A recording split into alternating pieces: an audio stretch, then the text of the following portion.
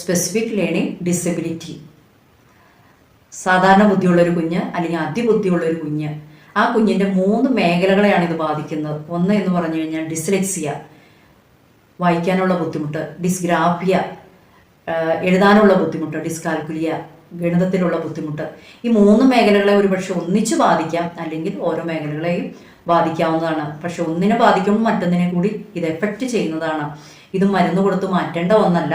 പക്ഷേ ഇതിനോട് അസോസിയേറ്റ് ചെയ്ത് ഇതുപോലെ ഹൈപ്പർ ആക്ടിവിറ്റി ഉണ്ടെങ്കിൽ ഹൈപ്പർ ആക്ടിവിറ്റിക്ക് പരിഹാരം കണ്ടതിന് ശേഷം കുട്ടികൾക്ക് ട്രെയിനിങ് കൊടുക്കേണ്ടതാണ്.